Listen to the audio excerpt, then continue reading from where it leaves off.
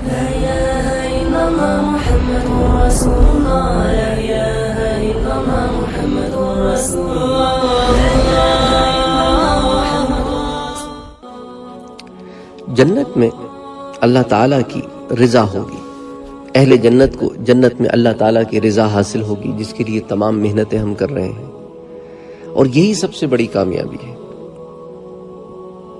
اللہ عز و جل سورہ توبہ میں ارشاد فرماتے ہیں کہ مومن مردوں اور عورتوں سے اللہ تعالیٰ کا وعدہ ہے، اور سوچے جو اللہ کا وعدہ ہے تو اللہ سبحانہ و تعالیٰ تو کبھی اپنے وعدے کی خلاف ورزی نہیں کرتے، وہ تو اپنے وعدے کو ہمیشہ پورا کرتے۔ تو وعد اللہ المؤمنین والمؤمنات، اللہ کا وعدہ ہے مومنین یعنی مومن مردوں سے بھی اور مومن عورتوں سے بھی۔ تو عورتیں اس بات سے اپنے آپ کو الگ نہ سمجھیں کہ اللہ تعالیٰ نے ان کے بارے میں بات نہیں کی، انہیں بھی جنتوں میں داخل کرے گا، انہیں بھی وہ تمام نعمتیں عطا کرے گا جس کا ذکر اس آیت میں ہے۔ وعد اللہ المؤمنین والمؤمنات، مؤمنین مومن مرد، مؤمنات مومن عورتیں، جنات تجری من تحتها الانہار، ایسی جنتیں کہ جن کے نیچے نہریں بہتی ہوں گی۔ سبحان اللہ، سبحان اللہ۔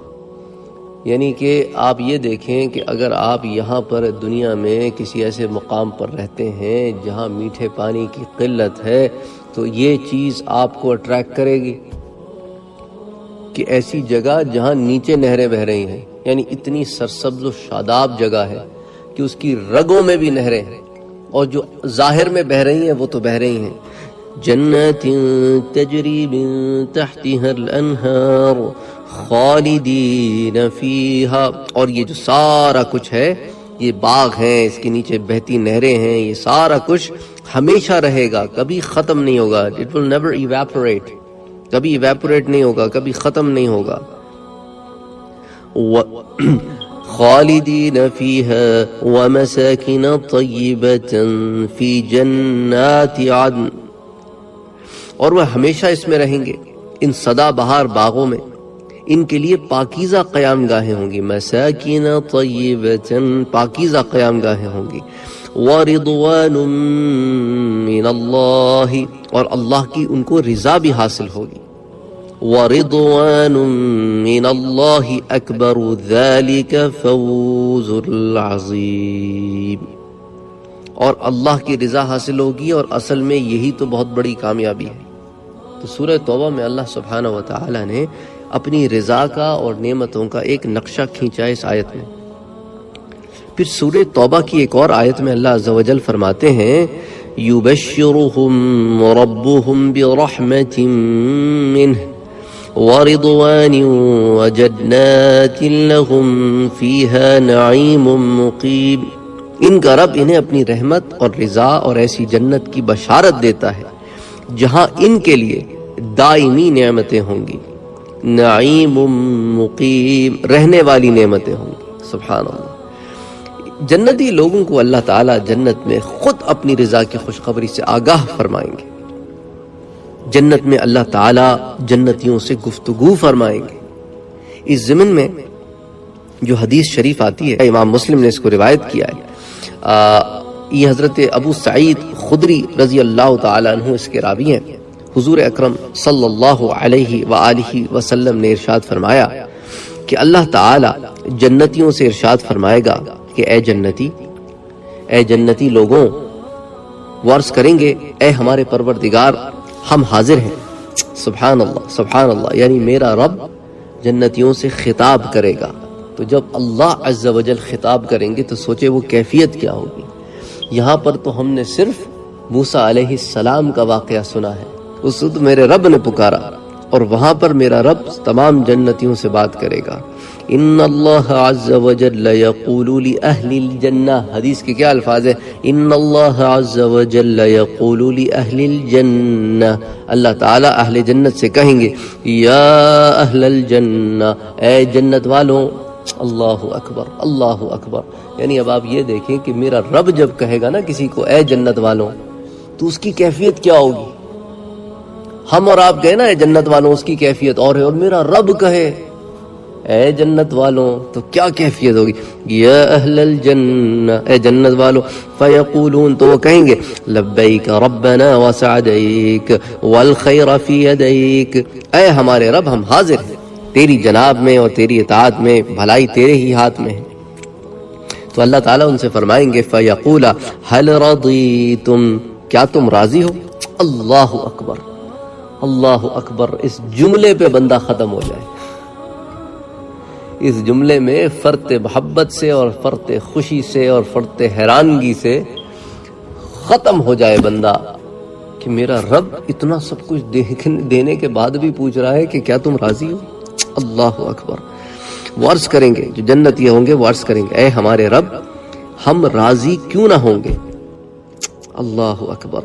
فَيَقُولُونَ وَمَا لَنَا لَا نَرْضَى يَا رَبِّ وَقَدْ أَعْطَيْتَنَا مَا لَمْ تُعْطِ أَحَدًا مِّن خَلْقِكَ، اے ہمارے رب تو نے تو ہمیں وہ عطا کیا ہے جو اپنی خلق میں کسی کو عطا نہیں کیا۔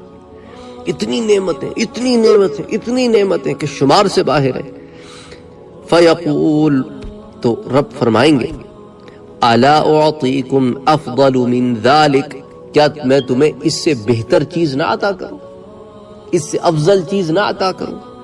فَيَقُولُونَ، تو وہ کہیں گے یا رب أَيُّ شَيْءٍ أَفْضَلُ مِنْ ذَلِكَ، اس سے بہتر بھی کچھ ہو، اس سے بہتر، یہ جو اتنی ساری نعمتیں، یہ سارا کچھ جو تو نے عطا کیا، اس سے افضل کیا ہوگا ہمارے رب؟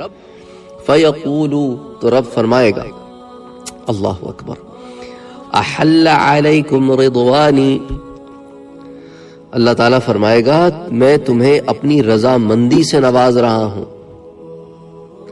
فلا اسخط علیکم بعدہ ابدا، اور تم سے کبھی ناراض نہیں ہوں گا۔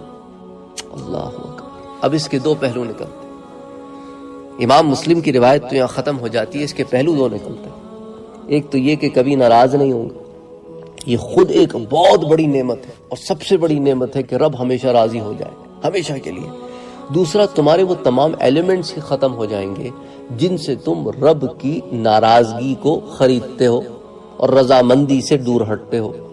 اب تمہارے اندر صرف وہی ایلیمنٹس ہوں گے اور تمہارے اطراف و اکناف میں بس وہی ایلیمنٹس ہوں گے، وہی چیزیں ہوں گی جن سے تم اپنے رب کا قرب حاصل کرو گے اور اس میں ترقی کرو گے، نعمتیں بڑھتی رہیں گی، نعمتیں کم نہیں ہوں گی، حسن و جمال بڑھے گا، ذائقہ بڑھے گا، نعمتوں کو تم لطف اندوز ہوتے رہو گے، کبھی بور نہیں ہوگے۔ اصل میں یہی راز ہے بور نہیں ہونے کا، کہ انسان جو ہے اس کو کوئی چیز مل جائے نا کرنے کے لیے تو وہ بور نہیں ہوتا، اور جنت میں تو اتنا کچھ ہے کرنے کے لیے کہ انسان کا بور ہونے کا سوال ہی پیدا نہیں ہوتا۔ لوگ کہتے ہیں جی ہم کام ہی نہیں ہوگا کوئی جنت میں، جنت میں تمہیں اتنے کام ہوں گے تمہیں فرصت ہی نہیں ملے گی۔ کیا کام ہوں گے؟ دوسرے والے کام ہوں گے، رشتہ داروں سے ملو گے، دوست احباب سے ملو گے، خاندان والوں سے ملو گے۔ جنت میں بازار ہوں گے، بازار جاؤ گے، بغیر پیسے کے خرید و فروخت کر کے گھر آؤ گے۔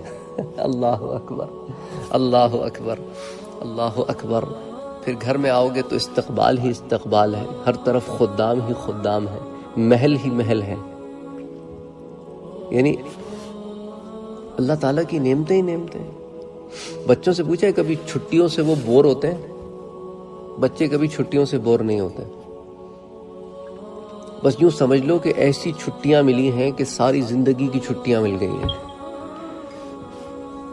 اور اس میں صرف کھیل کود ہے، مزے ہیں، نعمتوں سے لطف اندوزی ہے، اور کوئی روک ٹوک نہیں ہے، منع کوئی بھی نہیں ہے، اور ایسا کام بھی نہیں کرو گے جو منع کا باعث بنے، سدا اپنے رب کی رضا میں رہو۔ سبحان اللہ، وما علینا الا البلاغ۔